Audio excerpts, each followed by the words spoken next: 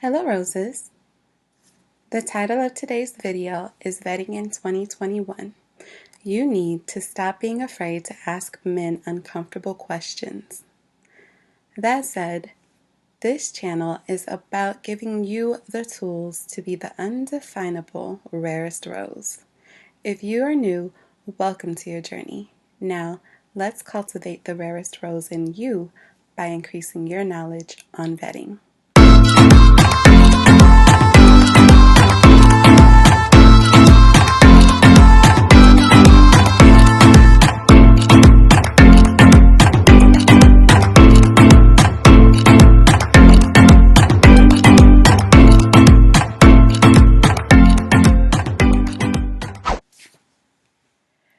I know you may know a few dogs in human form, but today we're not talking about that type of vetting.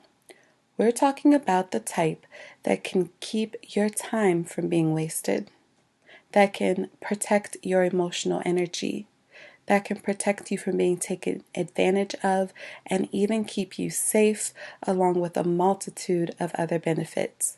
We're talking about vetting men. If you're not vetting men, you probably have found yourself in a situation or two where you found out much too late that your man was not all he seemed cracked up to be. I'm here because I want to save you from investing your feminine energy that you've worked so hard to cultivate and maintain into someone who is not even worth the trouble. Yes, it's true that both men and women have a representative that is also known as putting our best foot forward. We all know this, but what most people don't realize is that the person presented at the beginning has an expiration date. On average, a man's mask slips after 3 to 6 months, depending on the frequency of contact and interactions.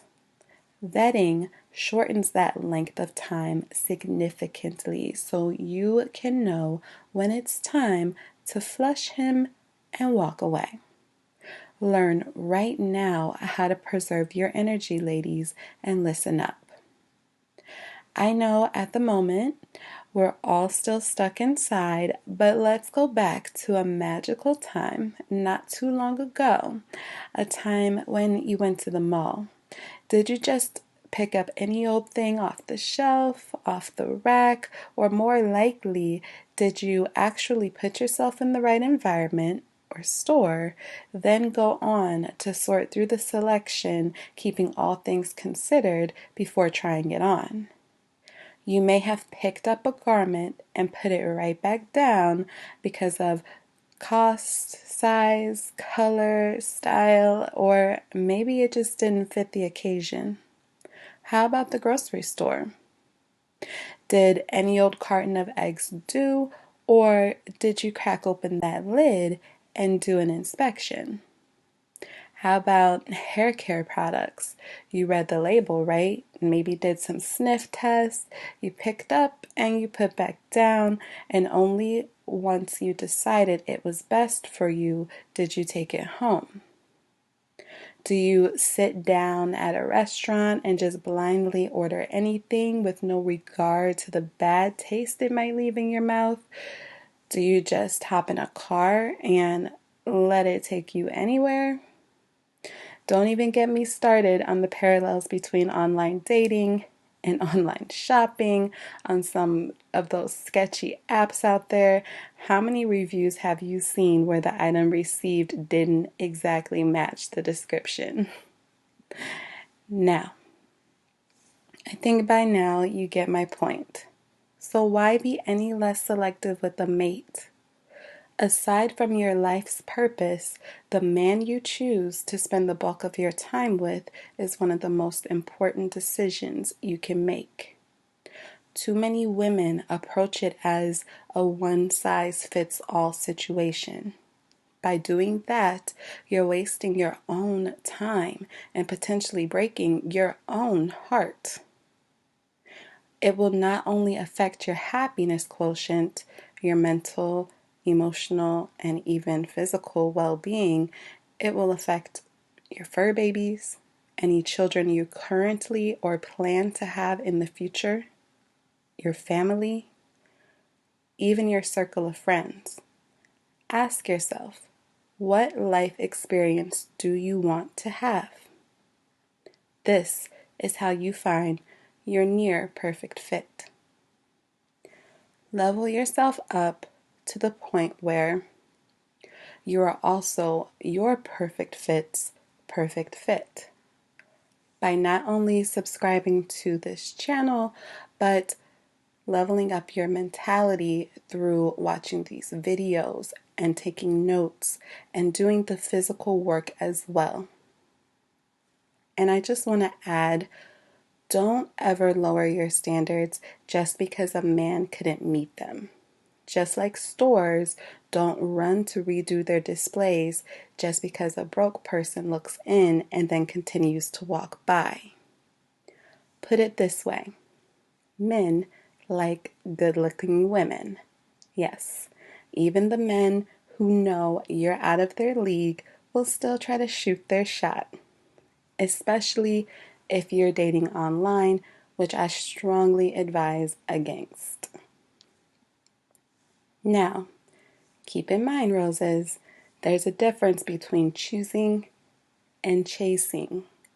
So many women are waiting to get chosen instead of defining their standards, positioning themselves in proximity to that set of men, and picking through their options like a rack at Nordstrom. The questions you need to ask will likely differ from my own, but I implore you, leave no stone unturned and don't assume anything, and definitely don't let loneliness cloud your judgment. No one can predict the future, but you can get a good read of what your man or potential man is capable of by asking the right questions. Start by asking yourself what your standards are, what you will and will not accept. Know what you want. You can base this on your past experience and even base this on what you've observed around you. You don't have to go through an experience yourself to learn from it. Keep in mind, though, I'm saying observe the experiences around you, not compare and contrast yourself to someone else. Once you've done that, tailor your questions based on your standards and deal breakers and make them sound natural so you can work them into nearly any conversation. What do you need to know? What do you think needs to be in alignment with your own values? Do you need to suss out if he's more prone to cheat, if he's sexually fluid or not living his truth sexually, or something else he successfully blindsided his exes with, like a criminal record, secret addictions or habits, financial issues, or even kids that he maybe doesn't even take care of? You also want to give yourself an advantage by slyly figuring out his love language, whether he'll make a good father, a great husband. You can leave as little to air as possible here. Lead these conversations where you want them to go, ladies. Whether you identify based on individual beliefs, religious beliefs, personality type, astrology, your female archetype, or all of the above like me, use that system as a foundation for your vetting process. Be creative. Be tactful. Finesse, if you will.